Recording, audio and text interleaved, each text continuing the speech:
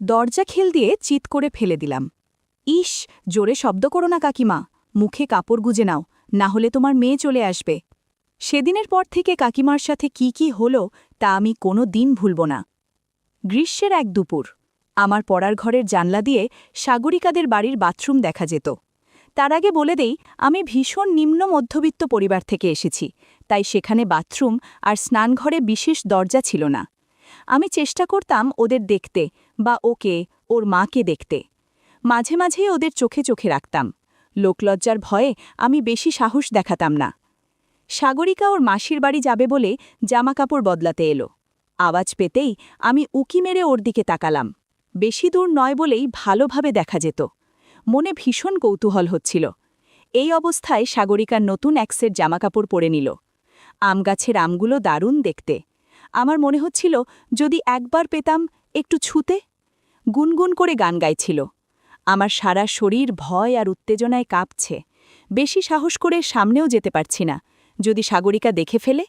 বাধ্য হয়ে জাদুর লাঠি দিয়ে জাদু শুরু করলাম। মনে মনে নানান বিষয় কল্পনা করতে শুরু করলাম। এমন সময় চমকে তাকিয়ে দেখি আমার দরজায় আমার এক বন্ধু মণিময়। সে আমার ওই অবস্থা দেখে অনেক আগেই দেখে নিয়েছে এবং নিজেও সাগরিকার দিকে তাকিয়ে রয়েছে। আমি পড়িকে মুড়ি করে জানলাটা বন্ধ করে দিলাম। ভীষণ আফসোস হচ্ছিল। মণি চিৎকার করে আমায় অভিযোগ করতে লাগল ওই দৃশ্য দেখার জন্য, কিন্তু আমি যেহেতু ভালো ছেলে ছিলাম তাই বদনামের ভয়ে ওকে বুঝিয়ে নিরস্ত্র করলাম। মণি বলল, শুভ, তুই এতদিন একা একা মস্তি করছিস আর আমাকে বলিসনি কেন? আমি বললাম, দেখ, আমি নিজেও জানতাম না, হঠাৎ ঘটনাটা ঘটে গেল। এরপর এই নিয়ে আর কোনো চর্চা করলাম না। মা ডাকলেন, শুভ, খেতে আয়। কথা না বাড়িয়ে আমি আর মণি খেতে বসলাম। আমার মনে দামামা বাজতে লাগল আর দৃশ্যগুলো একের পর এক ভেসে উঠতে লাগল। এক অদ্ভুত পরিবর্তন আমার চিন্তায় বাসা বাঁধল। নিজেকে ভীষণ অদ্ভুত মনে হল। প্রত্যেক দিন সুযোগের আশায় বসে থাকতাম। নিজের অন্তঃসত্ত্বা আমাকে বাধা দিত, আর শরীর মন কোনোটাই আমার নিষেধ মানত না। দিন যেতে লাগল এইভাবেই। ইচ্ছে করে এক একদিন সাগরিকাকে আমার বাড়ি ডেকে আনতাম। আমি ওর সাথে ভাব জমানোর চেষ্টা করতাম। মনের উদ্দেশ্য ছিল ওর সাথে জমিয়ে গল্প করা। ওর কাছে যে এত সুন্দর একটা তবলা আছে তা কখনো কল্পনা করতে পারিনি। ছলে বলে কৌশলে আম ধরার চেষ্টা করছি, কিন্তু কোনোভাবেও কিছু পারছিলাম না। একদিন বিকেলবেলা কলেজের ক্লাস শেষ করে ক্লান্ত হয়ে আমার পড়ার ঘরে বসে আছি। সাগরিকা হাজির।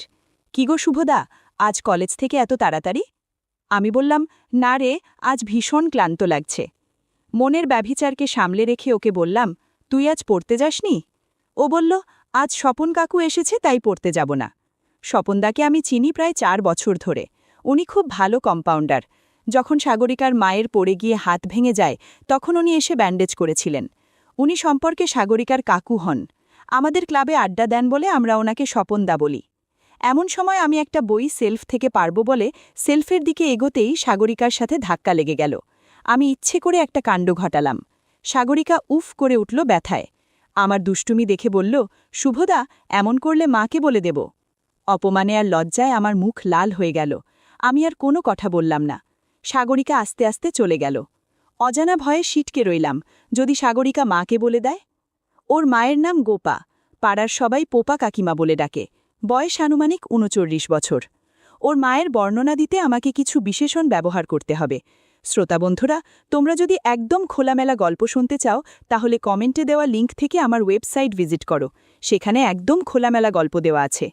সাগরিকার মায়ের গাছের বাতাবি লেবু যে কেউ খেতে চায়। ক্লাবের অনেক বড় ছেলেরা নানা মন্তব্য ছুড়ে দিত ওনার নামে। আমি তো রোজ রাতে গোপা কাকিমার কথা কল্পনা করি।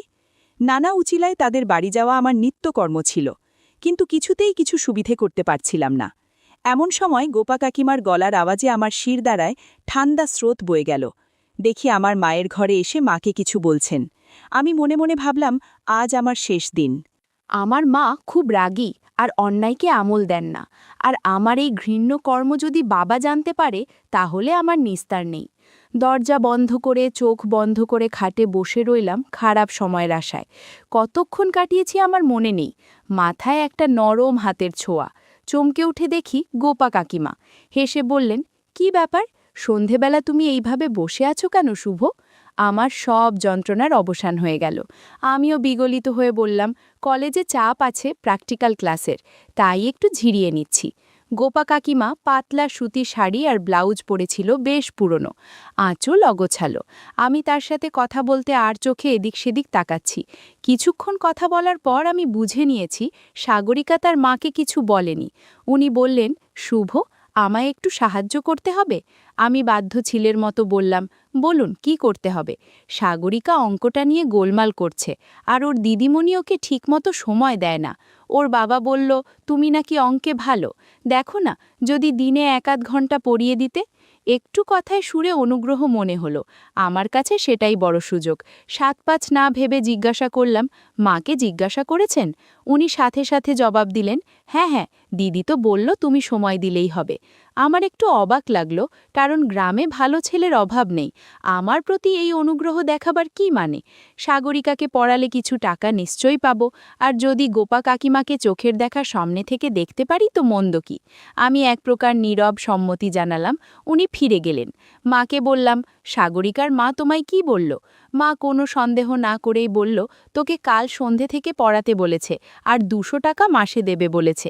কাল শনিবার, কাল থেকেই চলে যা, আর তোর তো কলেজ নেই। কিছু বলার অবকাশ না রইল। এখানেই আমার কৌতূহল দমিয়ে প্রফুল্ল মনে আড্ডার দিকে রওনা হলাম, যাতে মা কোনো সন্দেহ না করে। সাগরিকা আমার সামনে লজ্জা করে মাথা নিচু করে বাধ্য মেয়ের মতো বসে আছে। টেক্সট বুক থেকে 2-4টে অঙ্ক করতে দিলাম, যাতে অন্তত বুঝতে পারি সাগর অঙ্কে কেমন।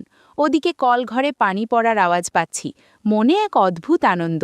মা আর মেয়েকে একই সঙ্গে দেখতে পাবো ভেবেই বেশ আনন্দ হচ্ছিল। একটু পরে ব্লাউজ ছাড়া গায়ে ভিজে কাপড় ছাপিয়ে গোপা কাকিমা আসলেন। জিজ্ঞাসা করলেন, শুভ, কখন আসলে?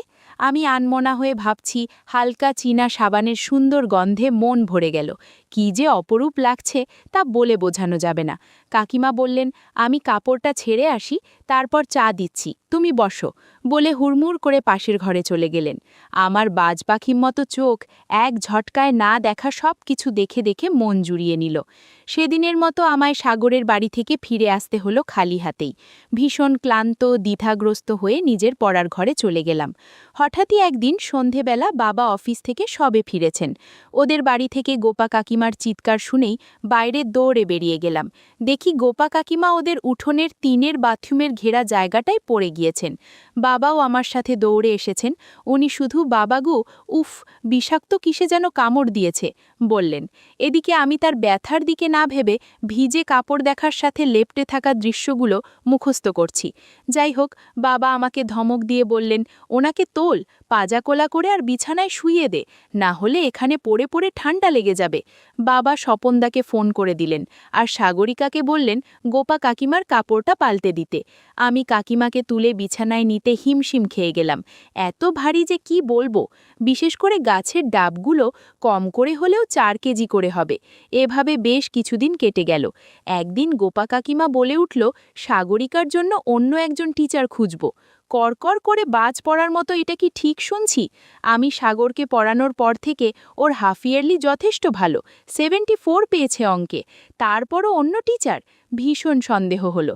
সাহস করে জিজ্ঞাসা করলাম, আমাকে বারণ করার কারণটা কি বলবেন? তখন গোপা কাকিমা সাগরিকাকে দুধ আনতে ডেয়ারিতে পাঠিয়ে দিলেন, আর বললেন, বসো, বলছি। উনি ভীষণ দুঃখ কাতর গলায় বললেন যে বিশ্বনাথ আমায় ধোঁকা দিল, আমি আর পারছি না এ জ্বালা বুকে নিতে, আমায় বিষ দাও। বিশ্বনাথবাবু সাগরিকার বাবা। এক বিশ্বস্ত সূত্রে গোপা কাকিমা জানতে পারেন যে উনি কোনো অসমিয়া মেয়েকে বিয়ে করে সংসার পেতে ওখানেই থাকবেন। আমি মাথা নিচু করে শুনে চলে আসলাম। প্রায় 6 মাস হয়ে গেছে আমি বিনে পয়সাতেই পড়াতে যাই। ওদিকে গোপা কাকিমা একটা সেলাইয়ের কারখানায় কাজ করেন। এই কারখানার মালিকের নাম হরেন্দা। শুরু থেকেই গোপা কাকিমার দিকে কেমন নজরে যেন তাকায়। একদিন সন্ধেবেলায় গোপা কাকিমার বাড়ি গেলুম, যথারীতি যেভাবে যাই। ওদের কলের গেট খুলে ভেতরে ঢুকতে যাব, দেখি একটা মোটর সাইকেল বাইরে দাঁড় করানো। আমি বুঝে গেলুম যে নিশ্চয়ই হরেন্দা এসেছে। মনটা ভীষণ খারাপ হয়ে গেল। দরজায় হাত রাখব, একটা অস্পষ্ট চিৎকারের আওয়াজে চমকে উঠলাম। আওয়াজটা শুনে ঠিক বুঝতে পারলাম কিছু গণ্ডগোল আছে। ওদের বাড়ির তুলসীতলা ঘুরে পিছনের জালনার পাশে বাগান, তাই বাগান ঘুরে পিছনের জালনায় দেখব ঠিক করলাম।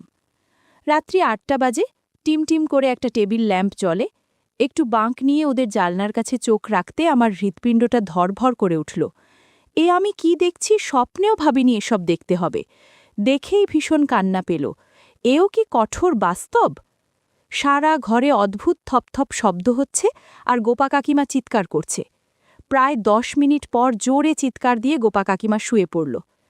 তাদের কথা থেকে বুঝতে পারলাম কাকিমা হরেনের থেকে টাকা ধার নিয়েছে, যেটা শোধ করতে পারছে না বলে এভাবে শোধ করে দিচ্ছে। বন্ধুরা, ইউটিউবের কড়া নিয়মের কারণে কিছু বিষয় সরাসরি বলা যাচ্ছে না। তোমরা কমেন্টে দেয়া লিঙ্ক থেকে আমার ওয়েবসাইট ভিজিট করো, সেখানে একদম খোলামেলা গল্প দেয়া আছে। সব কাজ সেরে হরেন বাড়ি থেকে চলে গেল আর কাকিমাও ওভাবেই চিত হয়ে পড়ে রইলেন। আমার মনে অনেক কিছুই ঘুরপাক খাচ্ছিল, কিন্তু কিছুই করতে পারছিলাম না। তাই আমিও বাড়ির পথে হাঁটা দিলাম। সারা রাত ভাবতে লাগলাম কি করা যায়। অনেক চিন্তাভাবনার পর পরের দিন সকালে ক্লাবে পাড়ার দাদাদের কাছে কাকিমার কথা জানালাম। বললাম, ওই গুন্ডা হরেন আমাদের গোপা কাকিমাকে প্রায় সময় বিরক্ত করে। দাদারা আশ্বাস দিলেন তারা ব্যাপারটা দেখবেন। ক্লাবে সমস্ত ঘটনা বলে যথারীতি সাগরিকাদের বাড়ি এসে পৌঁছালাম। দেখি কাকিমা ভীষণ বিষণ্ণ, কিন্তু তার শরীরে বা মুখে আগের দিনের রাতের কোনো ছাপ নেই। শান্ত কিন্তু ভীষণ চিন্তিত। সাগরিকা আমার হাত ধরে টেনে ওর বিছানাতে বসিয়ে বই খাতা আনতে গেল। আমি কাকিমাকে ঘরে গিয়ে জিজ্ঞাসা করলাম, কেমন আছেন? উনি বললেন, একটু ভালো। সাগরিকাকে চেঁচিয়ে বললাম, তুই বই নিয়ে বসে পড়া আরম্ভ কর, আমি মার সাথে কিছু জরুরি কথা বলে আসছি। কাকিমার সামনে বিছানায় বসে আস্তে আস্তে বললাম, কাকিমা, আমি জানি তুমি গুন্ডা হরেনের সাথে সমস্যায় পড়েছ। হরেন টাকা নিয়ে রোজ তোমার সাথে খারাপ ব্যবহার করছে। কাকিমা ধরফর করে উঠে বলেন, তুমি কি সব জেনে গিয়েছ? কাকিমাকে আমি কালকের লুকিয়ে দেখার বিষয় কিছুই বললাম না, শুধু বললাম হরেন গল্প করছিল তাই শুনেছি, তবে তুমি কোনো চিন্তা করো না। কাকিমা একটু ইতস্তত হলেও চুপচাপ বসে আছেন। আমি সান্ত্বনা দিয়ে আরও বললাম, ক্লাবের সবাই তোমার সাথে আছে। কাকিমা কিছু না বলে আমায় জড়িয়ে ধরে কাঁদতে কাঁদতে বললেন, শুভ, তুমি যে আমার বিপদে কি সাহায্য করছো তা তুমি জানো না। আমি তোমার কাছে কিভাবে ধন্যবাদ জানাবো বুঝতে পারছি না। এই সুযোগে আমি কাকিমার আরও কাছে চলে এলাম। অনেক কিছু অনুভব হচ্ছিল। মনে হলো কাকিমার সম্মতি জানাচ্ছে। একটু পরেই ঘটে গেল সেই অনাকাঙ্ক্ষিত ঘটনা, যার জন্য আমি এতদিন অপেক্ষা করছিলাম। কাকিমাকে বললাম, দরজাটা খিল দিয়ে এসো না, না হলে সাগরিকা চলে আসতে পারে। দরজা খিল দিয়েও আমরা আমাদের আলোচনায় মগ্ন হলাম। কাকিমা ঘরে শব্দ করছিল। কাকিকে বললাম, ব্লাউজটা মুখে গুজে রাখো, তাতে বেশি শব্দ বের হবে না। মিনিট 20 পর সব ঠিকঠাক করে বেরিয়ে এলাম। এভাবেই কয়েকদিন কেটে গেল। কাকিমার সাথে সাথে সাগরিকার প্রতিও একটা টান বাড়ছিল, কিন্তু সুযোগের অপেক্ষা ছাড়া কিছুই করার ছিল না। একদিন সাগরিকাকে পড়া ধরার সময় কাকিমা বললেন, দাও না 2-4 ঘা, মেয়েটাকে নিয়ে যে কি জ্বালায় পড়েছি, আজকে ভালো করে দাও তো। আমি মনে মনে হেসে সাগরিকার দিকে রাগ করে বললাম, তুমি পড়া করনি কেন? সাগরিকা আদুরে গলায় বলল, বারে, এত শক্ত শক্ত প্রশ্ন কি করে পারব? আমি বললাম, এত দূরে বসলে পড়া বুঝবে না, আমার দিকে এগিয়ে এসো, বসো। ও আমার একেবারে পাশে এসে বসল। মনে মনে ভাবলাম, পড়া না পারলে বাহানা বানিয়ে কিছু একটা করা যাবে। মিনিট 10 পর কাকিমাকে বললাম, কাকিমা, আজ কিন্তু আপনি চা করবেন না, আমি চা খাবো না। কাকিমা বললেন, না শুভ, আজ আমার উঠে দাঁড়ানোর শক্তি নেই, চা বাকি থাক, পরে অন্য কিছু খাইয়ে দেব। কাকিমার কথা শুনে আমার মন খুশিতে নেচে উঠল। এদিকে আমি ওকে পড়ানোর বাহানায় ভেতরের অনুভূতি জাগিয়ে তুলছিলাম। আমার আজব কাজকর্মের কারণে সাগরিকা কাঁপছে আর মাঝে মাঝে হ্যান্ডরাইটিং খারাপ হয়ে যাচ্ছে।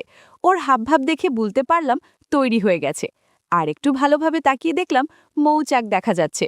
সদ্য নতুন মৌচাক বলে কথা।